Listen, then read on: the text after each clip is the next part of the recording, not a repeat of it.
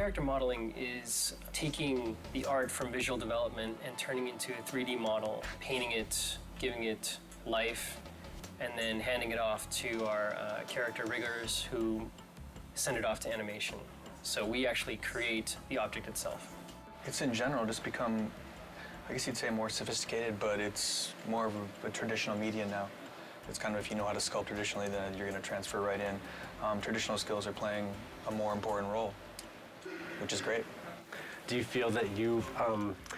channeling the great masters of art history to help you achieve I believe a new level? Raphael, you know, they speak to me. Really. One of the big things that I was looking forward to doing is nasty stuff like this, because before this I had been doing more technical stuff, more like realistic humans. Doing realism is fun to a certain extent. It's more fun to do something that's slightly realistic. There's more artistic license as far as where you can go with it.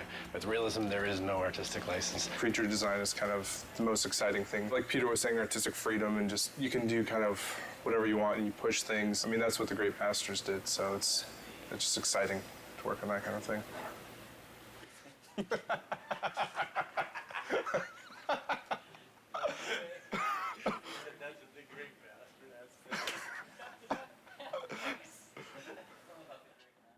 Here's my workstation. I have my Cintiq, which is what we use to paint and model. This is the monitor that we can actually draw on, paint on the screen, sculpt in ZBrush, which is very helpful and amazing. And then on the left of me, I have my standard monitor where I usually keep my reference. We're able to give metal a kind of specularity that we couldn't before. Scratches, blood, a real shine and realism that we couldn't deliver on the last project. We are working with a lot more polygons and a lot more textures on our project this time, per object.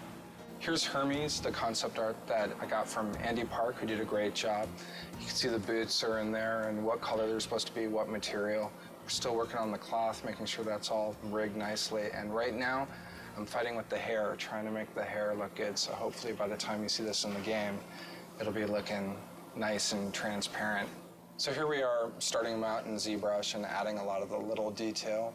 Say if you wanted his skin to bulge around these straps, it would be really easy to go ahead and just add musculature in here. Today you may defeat me, but in the end, Kratos, you'll betray only yourself. This is the centaur in our game. Andy Park did the concept. They always do like a color version first like this to kind of nail the feel of the character and like what he's all about. And then they'll give us these turnarounds like this one. We have, you know, the horses have these like chest muscles that kind of flow up into the horse neck, you know, this way. And we have abdomen muscles and these obliques that kind of flow in. And where our hips sit, you know, is kind of where their shoulder blades sit.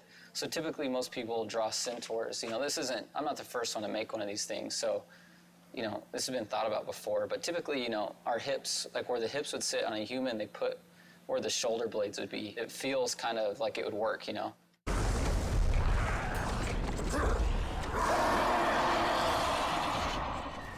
Kratos was created from scratch simply because we weren't sure where we wanted to go in the third game, if we were going to change him at all, or if we were going to maintain the PS2 silhouette and essentially the same exact character. We felt like it might be an opportunity to really make some changes to him, considering the level of fidelity and sophistication and what we could create now on the PS3. We started out way out there. 2.5 years later, we decided that he looks like the PS2 model.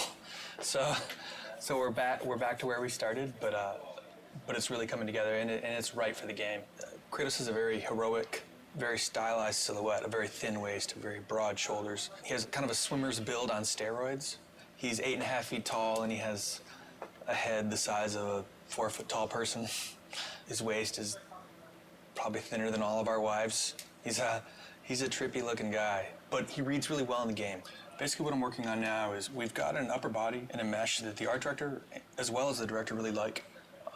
So now it's a matter of creating a blend map, which is new technology for Sony Santa Monica, in that we can do expressions. Basically, I'm just creating the rage, sculpting him looking angry, and we'll be able to blend this new facial expression into the current model. So we can go from here to here. The satisfaction comes in seeing him in the game saying, wow, that's him. Only look, you can see his veins and you can see him breathing. And it looks better than the cinematics. That's kind of that's the satisfaction.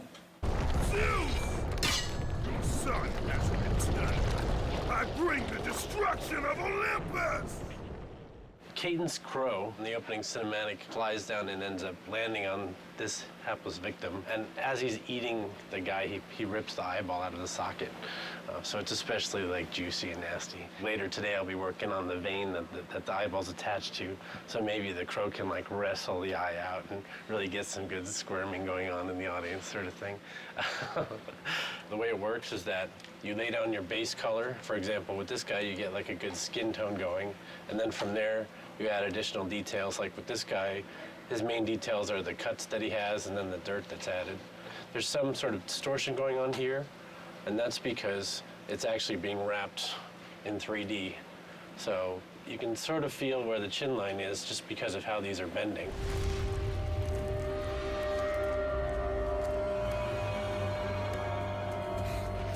This is Hercules, and he's wearing these cestises, and basically they're like these huge gauntlets. Just trying to get across the fact that he's kind of like this aged warlord. He's not a super fresh young guy, so he's got some fat to him and some history.